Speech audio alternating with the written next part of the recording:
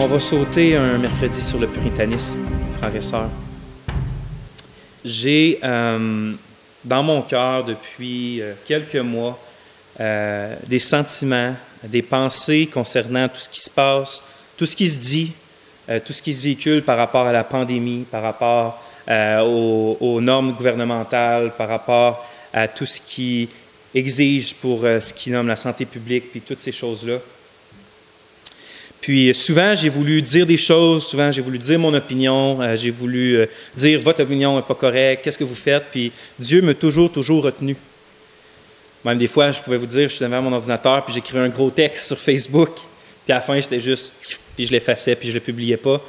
C'est comme si Dieu me disait « pas là, pas là, pas là, non, rentre, non. » Puis c'est correct.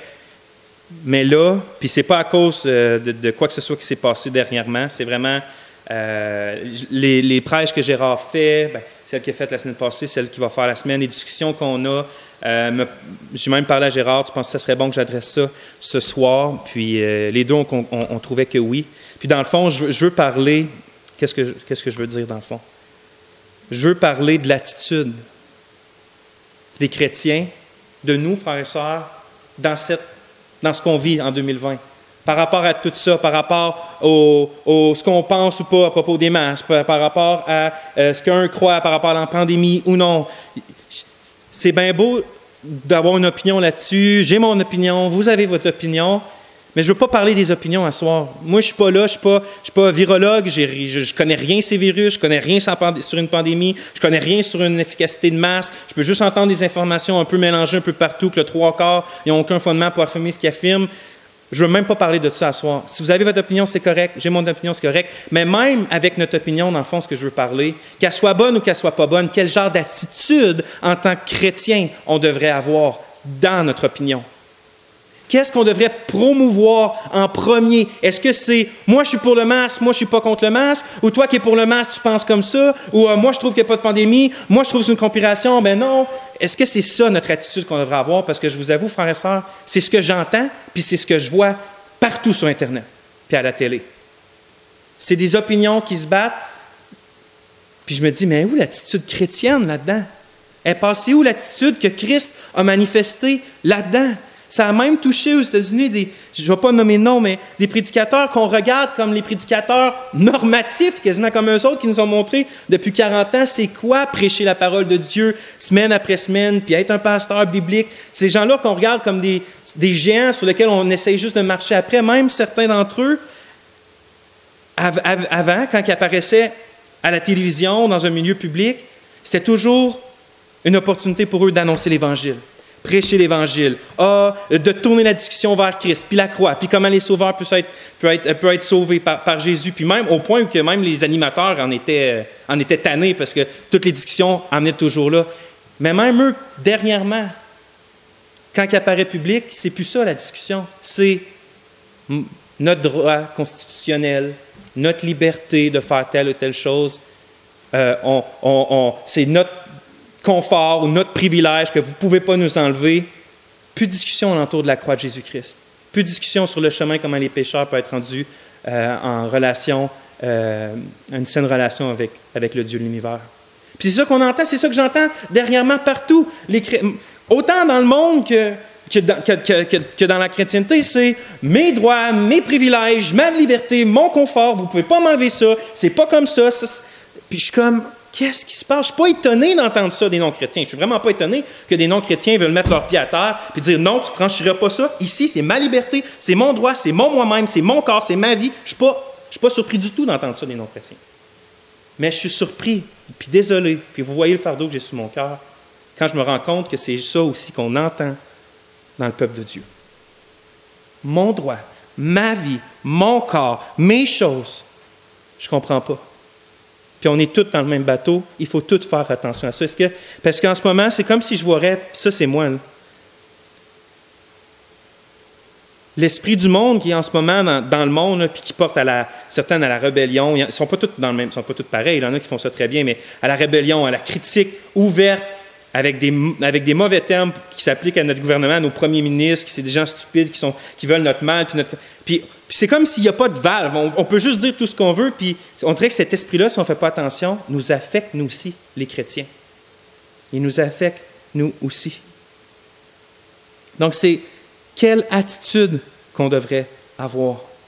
Puis pour ça, c'est ce qu'on va faire. On va aller voir l'attitude que le Seigneur Jésus avait et nous donne comme exemple que nous aussi, il faut qu'on aille, qui s'applique à toutes les époques, à toutes les situations, que ce soit une pandémie, que ce soit une guerre civile, que ce soit peu importe quoi, qu'on est jeté en prison ou pas, cette attitude-là que le Seigneur Jésus nous a montrée devrait être en nous constamment. Puis j'espère que l'Esprit, en nous montrant Jésus devant nous, va transformer nos cœurs aussi pour qu'on ait cette attitude-là. Je vous fais tourner dans Philippiens, chapitre 2.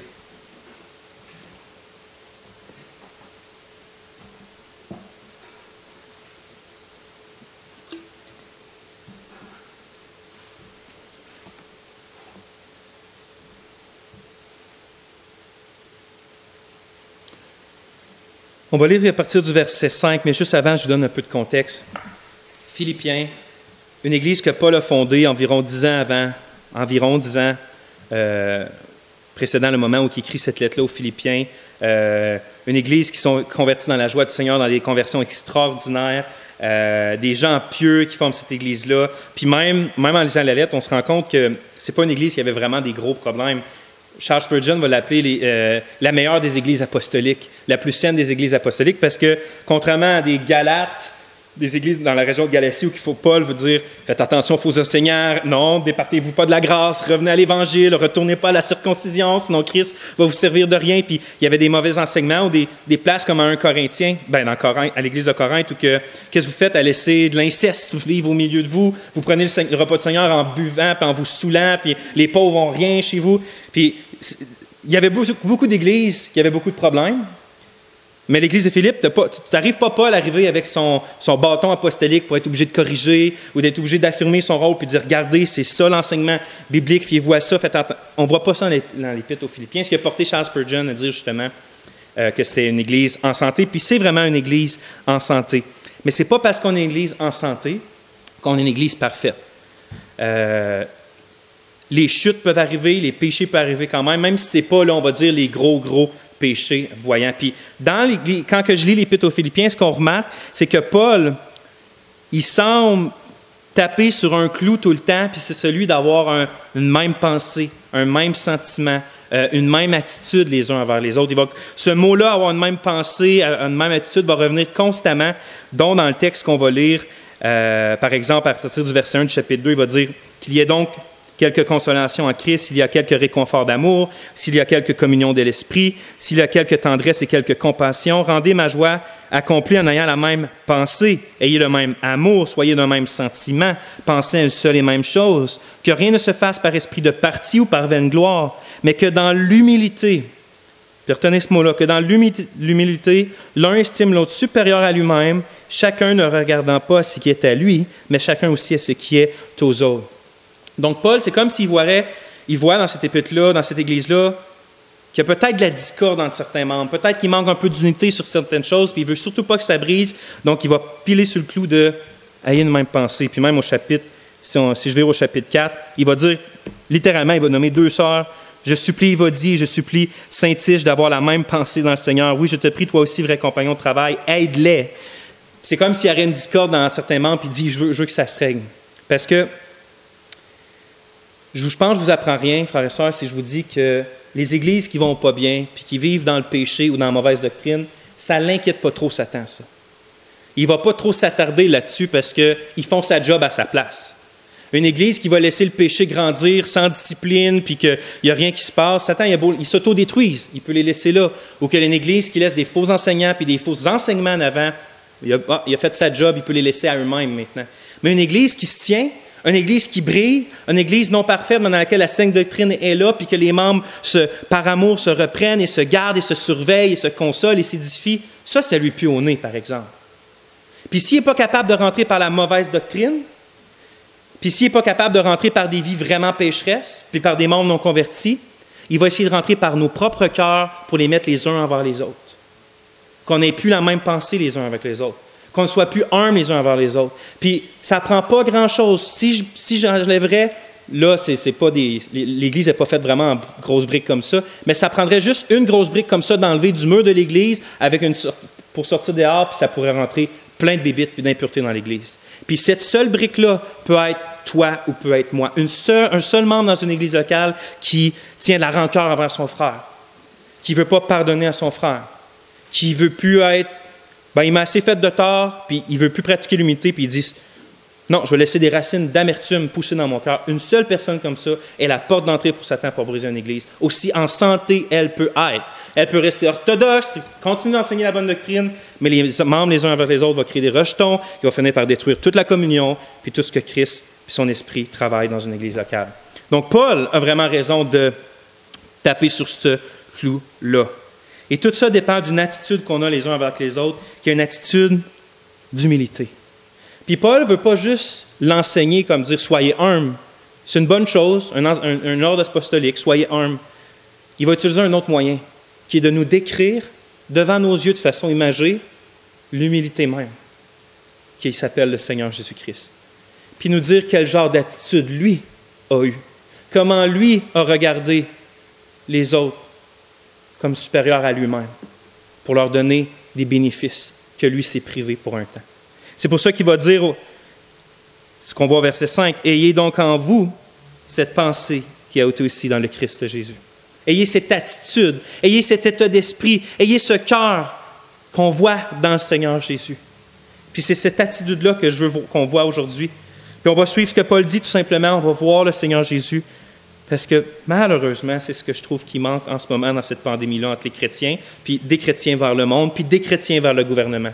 Cette attitude-là d'humilité, qui estime l'autre supérieur à lui-même.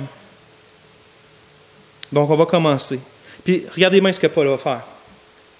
Il va commencer à décrire le Seigneur Jésus au plus haut possible. Puis, on va le voir qu'il va le décrire comme si le Seigneur Jésus descendrait dans un escalier, puis qu'il s'humilierait, puis il descend, puis il descend, puis il descend, puis il dit ça, et il descend jusqu'au plus bas, pour nous montrer jusqu'à où que le Seigneur s'est humilié pour nous. Puis, rappelez-vous, si chaque marche que Christ a empruntée dans l'abaissement, c'est pour que nous, on puisse l'emprunter dans le sens inverse pour aller jusqu'à Dieu. Rappelons-nous de ça pendant qu'on lit le texte. Donc, on va lire le texte ensemble, on va l'exposer. « Ayez donc en vous cette pensée qui était aussi dans le Christ Jésus, lui qui, étant en forme de Dieu, n'a pas regardé comme un objet à ravir d'être égal à Dieu, mais s'est anéanti lui-même, prenant la forme d'esclave, étant fait à la ressemblance des hommes. Et trouvé quant à son aspect comme un homme, il s'est abaissé lui-même, étant devenu obéissant jusqu'à la mort et à la mort de la croix. » On va prier. Seigneur, on s'approche d'un lieu saint. À chaque fois qu'on regarde, quelle humilité tu as eue. Toi, le Dieu d'éternité, de t'abaisser pour élever des pauvres pécheurs. Quel mystère, quelle incompréhension, mais quelle vérité digne d'être proclamée avec toute notre force et crue avec tous nos cœurs. Seigneur, aide-nous à te voir comme tu l'es vraiment. Que ton esprit imprime dans nos cœurs et dans nos vies cette image-là aussi. Amen. Il commence, quand je vous ai dit, la marche la plus haute. Jésus, lui qui étant en forme de Dieu. Comme Jean au chapitre 1 va dire, Jésus est Dieu. La parole était avec Dieu et la parole était Dieu. Lorsqu'on parle de Christ, on parle de Dieu, le Fils, qui est le créateur d'absolument toutes choses. Il est la vie et il est le donateur de la vie. L'auteur de l'Épître aux Hébreux va en parler comme le resplendissement de la gloire du Père et l'empreinte même de sa personne. Il y a juste lui. Quand on voit lui, c'est comme un peu comme je ne compare pas Dieu au soleil, mais c'est un peu ça, que comme si le Père Dieu serait le soleil et que les rayons soleil qui nous permettent de tant toucher la chaleur ou sentir la chaleur du soleil que de voir le soleil, la lumière et la chaleur. C'est comme si Christ est la chaleur et la lumière du soleil. C'est lui que l'auteur va dire, il soutient tout par sa puissance, par la parole de sa puissance, Hébreux 1.3. Méditez là-dessus. Du plus petit atome à un ver de terre, à un arbre, à moi, à les galaxies entières, tout ça est venu à l'existence et continue de fonctionner dans l'ordre pour une seule raison, c'est que Christ dit « continue d'exister ». Il n'a pas juste créé toute chose pour que ça parte puis que ça fonctionne tout seul. Il soutient toute chose constamment. À la seconde qu'il dit « j'arrête de le soutenir », cette chose-là cesse d'exister et elle meurt.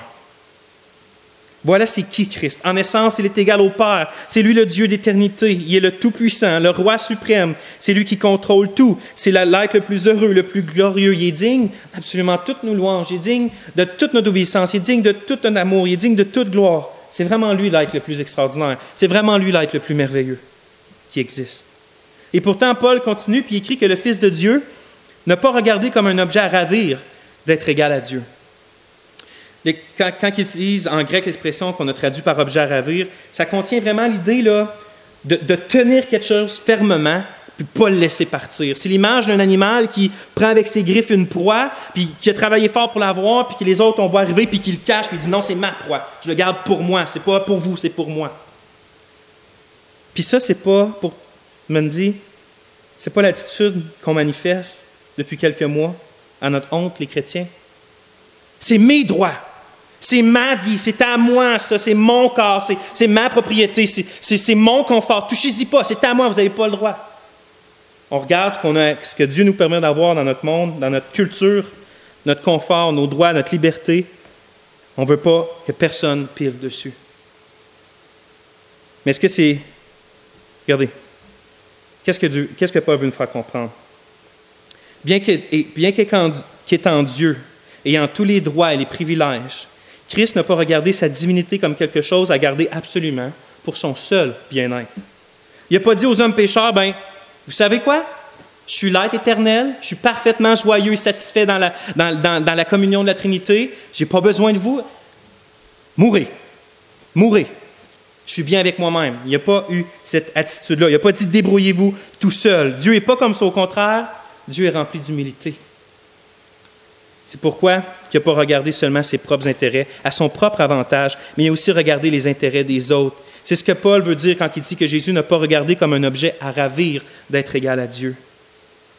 C'est ce qui fait que l'incarnation est autant incroyable, que Noël est autant incroyable. Dieu vient partager sa gloire, puis faire profiter sa gloire et sa joie à des pécheurs qui méritent pourtant sa colère et son jugement. Voyez-vous, l'humilité, ce n'est pas simplement quelque chose d'extérieur. Ce n'est pas juste comme j'aide quelqu'un à traverser la rue ou je laisse quelqu'un passer en avant de moi dans le fil. Ce n'est pas purement extérieur, l'humilité. L'humilité, c'est une profonde attitude de cœur qui considère vraiment l'intérêt des autres et même qui est prêt à s'oublier soi-même, oublier ses propres droits, ses propres privilèges pour le bien de l'autre. C'est facile de laisser passer quelqu'un avant de soi. Mais de perdre des vrais privilèges, quelque chose qui nous brime, nous, dans notre confort, pour le bien de l'autre, c'est quelque chose de bien plus difficile. C'est exactement pourtant ce que Christ a fait. Il a vu notre état misérable de pécheur rebelle et condamné. Et dans son humilité, il a fait l'impensable pour toi et pour moi. On continue au verset 7. Mais s'est anéanti lui-même, prenant la forme d'esclave, étant fait à la ressemblance des hommes.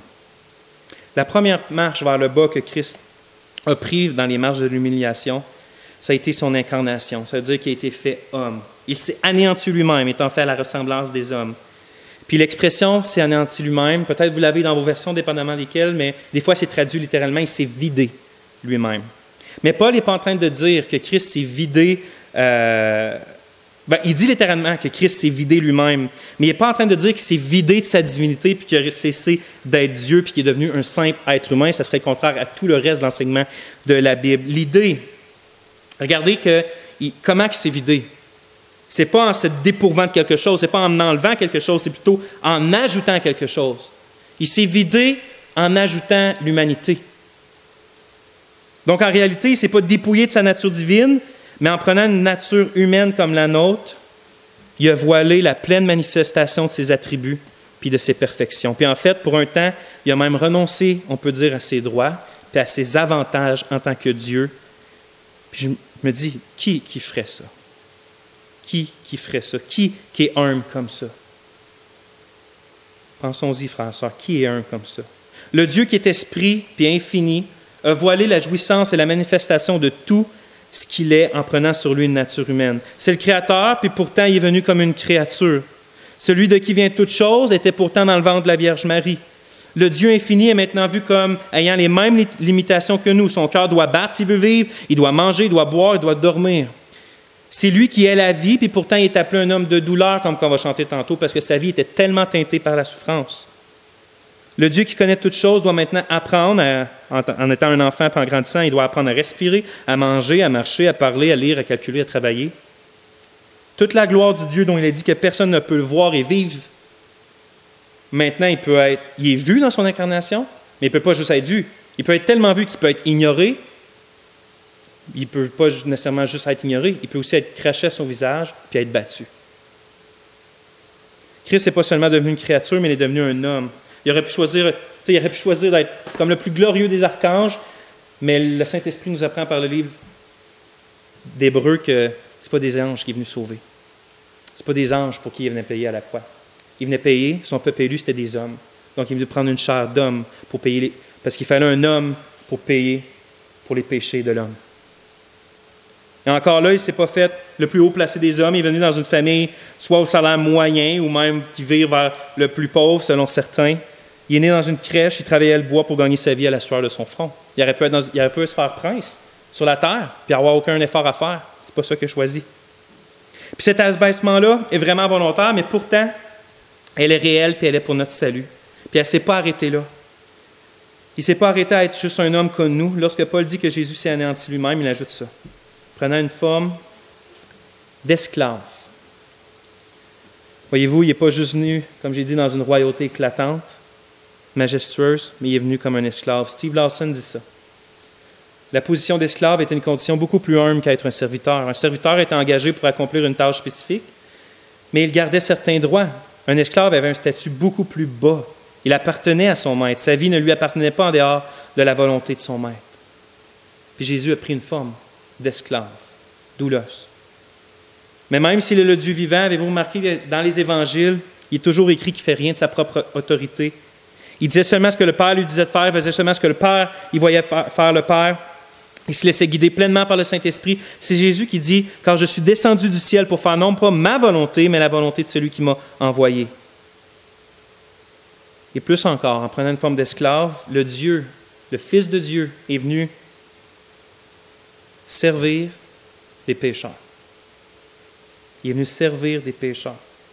Lui-même, pendant qu'il enseigne l'humilité à ses apôtres, il leur dit qu'il faut qu'ils soient les serviteurs et les esclaves des autres, puis il ajoute en Marc 10, 45, « Car aussi, le Fils de l'homme n'est pas venu pour être servi, mais pour servir et pour donner sa vie en rançon pour un grand nombre. » Puis ailleurs, on voit que lui, le Maître, a lavé le pied de ses disciples. Tu parles d'humilité. Tu parles d'abandon de soi. Puis là, j'ai le goût de crier, c'est assez. On comprend que tu es vraiment humble, Seigneur Jésus. C'est assez.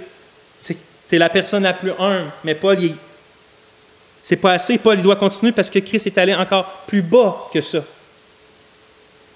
Il dit non, si je veux vous sauver, parce que je veux vous sauver, je dois aller encore plus bas que ça. C'est pour ça qu'il écrit au verset 8, « Et trouvé quant à son aspect comme un homme, il s'est abaissé lui-même. » Donc, il continue de s'abaisser. On va refaire l'escalier.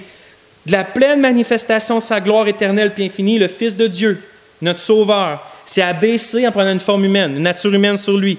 Puis de l'humble nature humaine, il s'est abaissé encore pour être un esclave. Puis en même temps, Paul dit qu'il s'est abaissé encore plus. Puis comment il s'est abaissé? Étant devenu obéissant jusqu'à la mort. Verset 8. Voyez-vous, Christ aurait pu s'humilier puis venir dans le monde pour ensuite repartir puis sans mourir. Il aurait pu faire ça. Nous laisser simplement un exemple de c'est quoi être un homme pieux. Il y a certains qui disent ça, que Jésus est simplement venu donner un exemple. C'est une des raisons pourquoi la conférence de demain est importante. Il n'est pas juste donné un exemple. En fait, s'il aurait fait ça, il nous aurait encore plus condamnés parce qu'il ne nous aurait pas pourvu pour un moyen de salut, puis il nous aurait donné un exemple encore plus inatteignable pour nous d'atteindre. Fait qu'en plus de la loi de Dieu et des 10 commandements, on aurait eu l'exemple suprême de Christ sans pouvoir l'atteindre. On aurait été doublement condamnés. Mais en vérité, le Christ n'est pas juste venu donner un exemple d'humilité, il a fait ça, mais il s'est volontairement humilié jusqu'au bout dans l'intérêt ultime de son peuple choisi. De donner sa propre vie pour le pardon de leurs péchés, puis la vie éternelle dans sa propre joie et dans sa propre gloire. Dans ce sens-là, Jésus a été obéissant à son Père sans limite. Même si ça signifiait sa mort, il savait qu'en venant dans le monde, il finirait par mourir. Puis en fait, il est venu parce que c'était ça son but, puis il n'a jamais reculé devant l'insupportable difficulté. c'est elle de subir à notre place la colère et le jugement de Dieu qu'on méritait.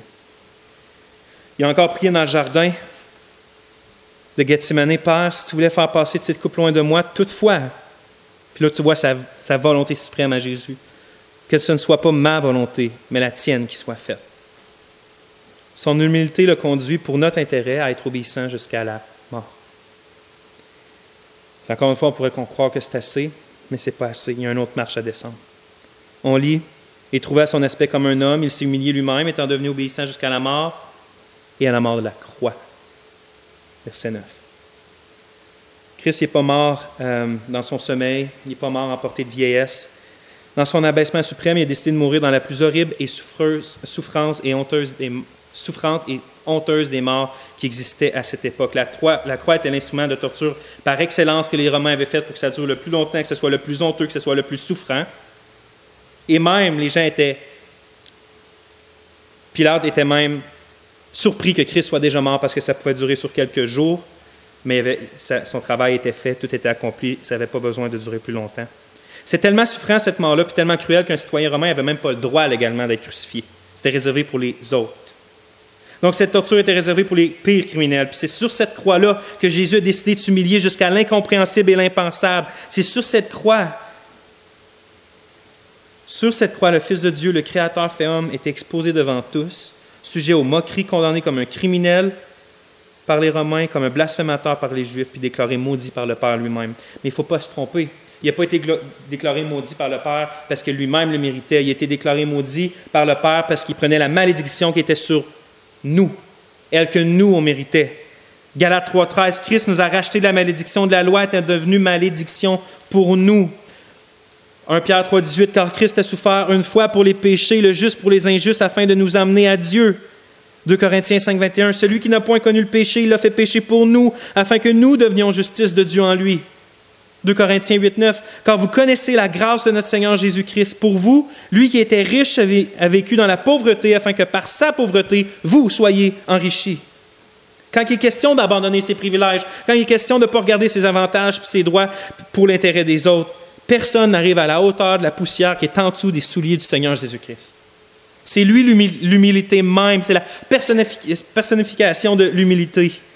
Combien notre Sauveur est magnifique et glorieux. Qui est comme lui? Je repose ma question. Qui est comme lui? Frères et sœurs, il n'y a personne. Je veux que personne me parle de beauté, de vertu, de grâce, d'amour, d'humilité s'il ne mentionne pas le Seigneur Jésus-Christ. Parce qu'il n'y en a pas en dehors de lui.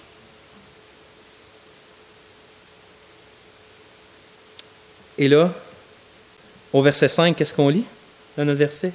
Ayez donc en vous cette pensée qui a été aussi dans le Christ Jésus.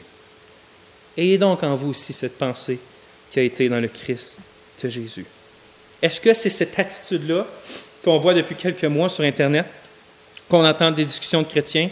C'est cette attitude-là qui est prêt à dire « pas mes droits, pas mes privilèges, pas mon confort, si ça peut me donner l'opportunité de faire du bien à un de mes frères ou même au monde. » C'est-tu cette attitude-là qu'on voit? C'est pas cette attitude-là que j'ai beaucoup vue, frères et sœurs, je vous le confesse. Non, j'ai vu des gens qui...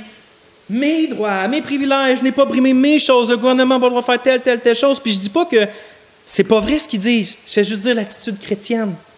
L'attitude chrétienne, est-ce que les chrétiens devraient être reconnus pour ceux qui disent « mes droits, mes privilèges, les lois... » Non, c'est ça que vous devriez faire, mon confort. Est-ce que les chrétiens devraient être vus comme ça? Pas si on a l'attitude du Christ. On porte le nom de chrétien dans le front. On est supposé, on a été baptisés dans le nom du Dieu Trinitaire. On a un nouveau nom, ça s'appelle le Dieu Trinitaire, le Père, le Fils, le Saint-Esprit. On porte ça avec nous. Est-ce qu'on le montre? Est-ce qu'on le montre? C'est fou. On crie, puis on chiale bien gros, puis on ne veut pas des masques, mais parce que ça couvre une partie de notre visage. Christ, lui, la nature humaine l'a couvert au complet, pour toujours. Pour toujours, le Fils de Dieu qui est éternellement glorieux, c'est couvert d'un corps humain. Pour toujours. Puis nous, pour quelque temps, des fois, on est prêt à bouger mer et terre pour dire notre opinion sur le masque. Puis je ne suis pas en train de dire que votre opinion n'est pas bonne. Ce n'est pas ça la question de ce soir. Je parle de l'attitude.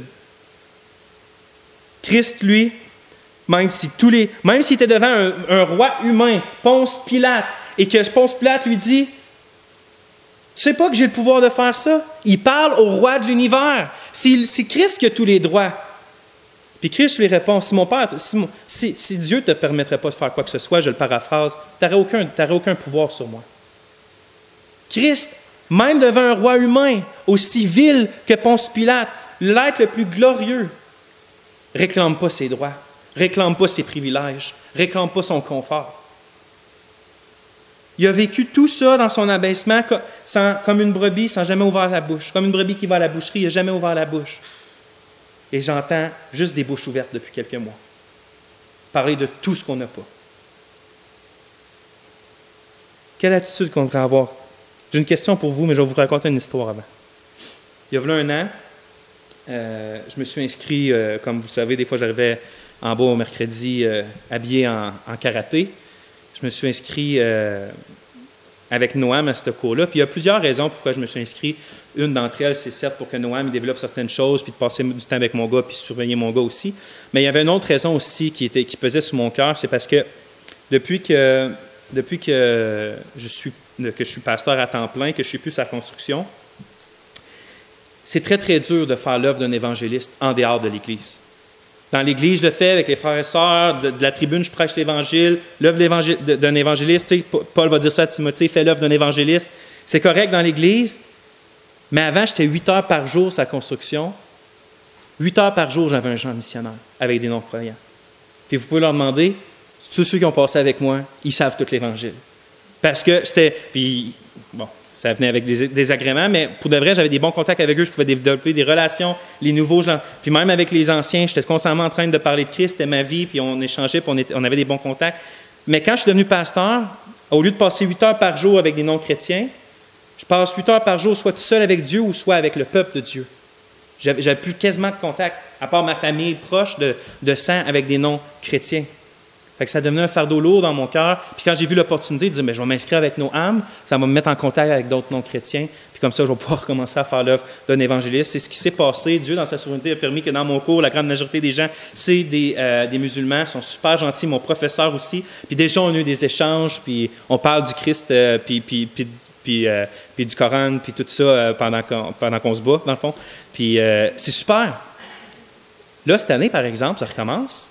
Un peu en retard à cause de tout ce qui se passe, il va y avoir une exigence pour les enfants de 12 ans et plus. Porter un masque. Obligé, tout le long du cours. Voyez-vous faire de l'exercice physique avec un masque d'en face? Se battre avec un masque d'en face? Faire souffler, puis la première réaction que j'ai eue, c'est quoi? Je dis, oublie ça, je ne m'inscrirai pas cette année. Voyons, c'est stupide, là, aller faire du sport avec un masque d'en face. Puis c'est la première réaction que j'ai vue. Mais il y a eu une petite voix. On appelle le Saint-Esprit dans mon cœur qui me dit, oh, oh, oh, oh, oh. Qu'est-ce que tu es en train de faire? Je t'ai ouvert des portes pour l'Évangile. C'était ta prière, c'était mon désir et maintenant c'est fait. Puis cette année, à cause que toi, Vincent, tu n'es pas prêt à manquer un peu de confort en portant un masque, tu vas fermer les portes de l'Évangile que j'ai ouvert. J'ai dit, c'est correct, Seigneur, je vais y aller, puis je vais y aller avec choix. C'est vrai? Qu'est-ce qu'on ferait à ma place? Voyez-vous, ce que j'essaie de dire, c'est que est-ce qu'on pense principalement à notre confort, nos droits, nos libertés, nos privilèges? Où on est d'abord, comme Christ a été centré d'abord sur le salut de son peuple, est-ce que nous, on est centré sur l'édification de son peuple et le salut des pécheurs, le salut des élus de Dieu encore dans notre ville ou dans le monde? Paul avait cette attitude-là, puis j'aimerais ça terminer avec Christ est l'exemple parfait d'humilité, mais Paul, pour moi, est un des serviteurs qui a manifesté plus l'humilité du Christ, le désir que Christ a de sauver les autres à tout coup. Puis je vais en nommer quelques exemples. C'est dimanche matin, je me suis levé je n'étais pas ici, puis je me suis levé, puis la première question que j'avais dans mon cœur, je ne sais pas pourquoi, c'était juste, Paul, lui, est-ce qu'il l'aurait porté, le masque? Puis encore là, je ne suis pas là pour qu'à la fin du message, on dise, je dois porter un masque ou je ne dois pas. Je vais voir quelle attitude Paul aurait par rapport à ça. Puis j'avais commencé à écrire, il y avait certains versets qui me venaient en tête, puis je vais vous les lire. Dont un de ceux-là, qui est dans 1 Corinthiens 9, je vais vous le lire. Verset 15. Il parle dans le contexte des droits que lui donne l'Évangile, mais il parle des droits, dont d'être rémunéré pour le service de l'Évangile. Pour moi, je n'ai usé aucun de mes droits, de ces droits. Et ce n'est pas afin de les réclamer en ma faveur que j'écris ainsi, car j'aimerais mieux mourir que de me laisser enlever ce sujet de gloire. Si j'annonce l'Évangile, ce n'est pas pour moi un sujet de gloire, car la nécessité m'en est imposée. Et malheur à moi si je n'annonce pas l'Évangile. Si je le fais de bon cœur, j'en ai la récompense. Mais si je l'ai fait malgré moi, c'est une charge qui m'est confiée. Quelle est donc ma récompense? C'est d'offrir gratuitement l'Évangile que j'annonce, sans user de mon droit de prédicateur de l'Évangile. Car bien que je sois libre à l'égard de tous, liberté, je me suis rendu serviteur de tous, le même mot que le Seigneur Jésus, doulos, afin de gagner le plus grand nombre. Avec les Juifs, j'ai été comme Juif. Paul, vraiment, tu viens d'être converti du judaïsme, tu es sorti de cette religion-là, qu'est-ce que tu vas faire? De te priver pour un temps quand tu es avec des Juifs, de respecter leurs règles et tout ça. Voyons, tu es libre de ça. Il est en train de dire, avec eux, je m'en fous de mes libertés et de mes droits, je vais le faire pour un temps, je vais être comme eux pour un temps, ça me donne la porte pour annoncer l'Évangile. Avec ceux qui sont sous la loi, comme sous la loi, vraiment. Vraiment, Paul, des enseignements complets pour nous dire qu'on n'est plus sous la loi. Pourquoi tu agis comme si tu serais sous la loi? Parce que je veux les gagner à Christ. Voilà sa réponse. Quoique je ne sois pas moi-même sous la loi. Afin de gagner ceux qui sont sous la loi, avec ceux qui sont sans loi comme sans loi, quoique je ne sois point sans la loi de Dieu, étant sous la loi de Christ. Afin de gagner ceux qui sont sans loi. J'ai été faible avec les faibles afin de gagner les faibles. Je me suis fait tout à tous afin d'en sauver de toute manière quelques-uns. Je fais tout à cause de l'Évangile. Puis au verset 12, plus haut, il écrivait, « Mais nous n'avons point usé de ce droit, au contraire, nous souffrons tout afin de ne pas créer d'obstacle à l'Évangile de Christ. » Puis malheureusement, c'est ce que je vois dans les derniers mois, un peu partout, c'est que premièrement, je me dis, si les chrétiens auraient autant de zèle, puis autant de passion à annoncer l'Évangile, puis à priver de leurs droits et de leurs privilèges pour annoncer l'Évangile aux pécheurs, la même passion qu'ils manifestent à proclamer leurs droits et leurs privilèges en tant que citoyens québécois, je me dis peut-être que la situation spirituelle du Québec ne serait pas la même. Peut-être qu'il y aurait un réveil, mais ça, Dieu seul le sait. Mais ce que je vois, c'est qu'on n'est pas juste en train de... On n'est pas juste en train de ne pas annoncer l'Évangile. Je pense qu'on fait obstacle à l'Évangile, de la façon qu'on parle. Puis pourquoi je dis ça? C'est parce que, regardez, on peut mourir juste une fois pour l'Évangile. On peut juste mourir une fois, en fait. Puis, bon, à part peut-être Lazare. Puis, il faut choisir bien sur quelle montagne on veut mourir. Puis ce que je veux dire par là, c'est que si en ce moment, puis mourir, c'est une hyperbole quand je parle de ça, mais si en ce moment, on se rebelle contre le gouvernement parce que notre conviction personnelle, c'est qu'il empiète sur une sphère qu'il ne devrait pas faire, puis sur nos droits parce qu'on devrait pouvoir faire telle chose, puis qu'on ouvre notre voix, puis que là, il nous entend publiquement proclamer nos droits et libertés à cause de la Constitution, puis que c'est là qu'on se fait connaître comme en tant qu'on se rebelle passivement contre le gouvernement. Qu'est-ce que ça va avoir comme impact quand va venir le temps de vraiment se rebeller contre le gouvernement à cause qu'ils vont nous dire d'arrêter d'annoncer l'Évangile ou d'arrêter de parler du péché? On va déjà avoir utilisé notre voix. Ils vont juste se rappeler comme de nous qui se rebellent. Quand va venir vraiment le temps, puis il va venir le temps de se faire persécuter, de se faire tuer, de se faire marginaliser, même si c'est déjà arrivé ça, il faut que ça soit pour l'Évangile. Il faut utiliser notre voix au bon moment. Puis personnellement, je ne pense pas qu'en ce moment, le masque ou d'autres choses, c'est la colline sur laquelle mourir. Puis de se rebeller contre le gouvernement pour ça. Il y en a d'autres qui ont d'autres convictions. C'est correct, tant qu'ils ont une conviction, mais je me dis, faisons attention sur quand on veut que le gouvernement nous entende, quand on va mettre notre pied à terre, puis on va dire, là, c'est assez. À date, pour moi, ça ne s'est pas passé au Québec. Le gouvernement ne nous a jamais dit d'arrêter de parler de Jésus. Il ne nous a jamais dit d'arrêter de parler du péché en ce moment. Le gouvernement va même aider l'Église, puis même, vous ne pouvez même pas savoir comment le gouvernement a donné de l'argent aux pasteurs du Québec pendant cette pandémie-là avec l'argent qu'il a donné. Il n'a jamais dit qu'on ne devrait plus adorer Dieu, qu'on devait arrêter. Il ne s'est jamais fait ça. C'est tout le monde qui est dans le même bateau au Québec d'arrêter, mettons, de faire soit des assemblées publiques ou de parler. C'est deux situations complètement différentes. Quand va venir le temps de se rebeller contre le gouvernement, faisons-le pour le nom du Christ et l'Évangile et le fait que Dieu nous demande de proclamer son nom. Un autre verset, regardez bien. Et maintenant, Actes 20, 22, 24, « Et maintenant, voici, lié par l'Esprit, je vais à Jérusalem, ne sachant pas ce qui m'arrivera, seulement de ville en ville, l'Esprit Saint m'avertit que des liens et des tribulations m'attendent. Mais je ne fais pour moi aucun cas de ma vie, comme s'il m'était précieuse, pourvu que j'accomplisse ma course avec joie et le ministère que j'ai reçu du Seigneur Jésus d'annoncer la bonne nouvelle de la grâce de Dieu. Il y avait une mission, il y avait un désir et c'était ça. Puis s'il devait être emmené avec des liens, c'est-à-dire brimé dans ses droits, avec des tribulations, il était prêt à le faire s'il pouvait annoncer l'Évangile de Christ. Puis c'est ça que j'aimerais voir ressurgir en ce moment au Québec. J'aimerais ça que quand les gens ont des chrétiens dans leur entourage, que ce qu'ils entendent d'eux, c'est pas juste « le gouvernement est comme ça, il fait ci, puis ça, puis j'ai entendu ça, puis ça », mais qu'ils puissent entendre l'Évangile. L'Évangile, puis qu'ils puissent se rappeler. Vous savez, tout va être redemandé à tout le monde. Les livres vont être ouverts un jour quand on va rencontrer Dieu, puis tout ce qu'on a fait de bien ou de mal, tout va être analysé à la lumière de Dieu. Et l'année 2020 aussi. Puis moi, je me dis, qu'est-ce que je veux qu'il sorte? Quand l'année 2020 va tourner pour moi, puis que le Seigneur va me demander des comptes, pour ça, est-ce que je veux que ça ressorte que c'est quelqu'un qui s'est complètement battu contre la conspiration ou contre le port ou contre les libertés ou contre les droits ou contre les privilèges, ou je vais avoir quelqu'un qui va profiter de tout ça pour annoncer l'Évangile. Pour annoncer l'Évangile.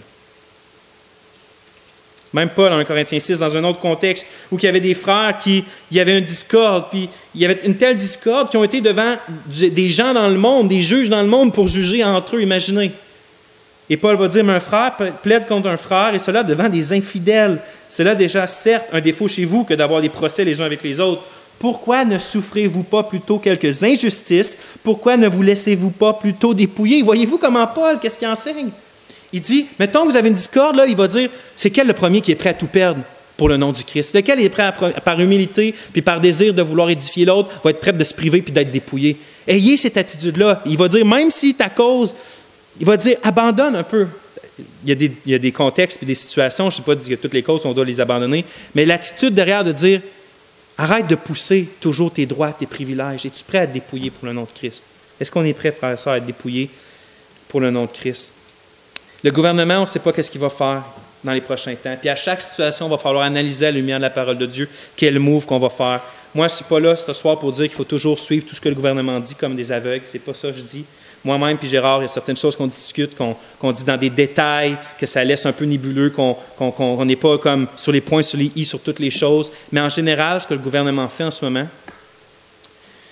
on le dit, puis on va le répéter, on décide de les suivre le plus possible ici à l'Église, dans la mesure de la logique de tout ce que le gouvernement fait. Puis je pense que c'est la bonne attitude d'être comme Paul, puis comme le Seigneur Jésus, puis d'être prêt à perdre du confort, des privilèges et des droits et des libertés, si ça peut nous donner l'occasion de... Moi, je suis sûr, j'imaginais l'apôtre Paul, que s'il se dit « j'ai juste besoin de mettre un masque pour entrer dans l'Église puis prêcher, puis de parler de l'Évangile à mes frères et mes sœurs, donnez-moi là le masque. Je vais le mettre n'importe quand. Ça ne m'empêche pas de vivre ma foi, ça ne m'empêche pas d'adorer Dieu, ça ne change rien, ça ne me brime pas quelque chose de la doctrine. Non, donne-moi le masque, je vais venir l'annoncer, l'Évangile. » On va prier. Seigneur mon Dieu, on a vu une image de toi, de ton Fils, qui est au-delà de toute parole, au-delà de tout mot. Ce n'est pas surprenant, Seigneur, que cette partie-là de Philippiens est un chant, un cantique, un hymne dans l'Église ancienne. Tes vérités, des fois, sont tellement glorieuses qu'ils doivent seulement être proclamées puis chantées. Seigneur, je suis un pécheur, puis mes attitudes sont souvent mauvaises, puis mes pensées aussi, puis ma capacité d'analyser à la lumière de ta parole. Mais par ton esprit, tu peux nous rendre semblables à toi, puis nous transformer de jour à jour à ton image. Je te prie de donner à cette Église, de continuer de la guider dans le bon chemin, mais Seigneur, je te prie pour l'Église au complet, au Québec, qu'elle puisse être une lumière, une voie pour l'Évangile dans tout ça. Amen.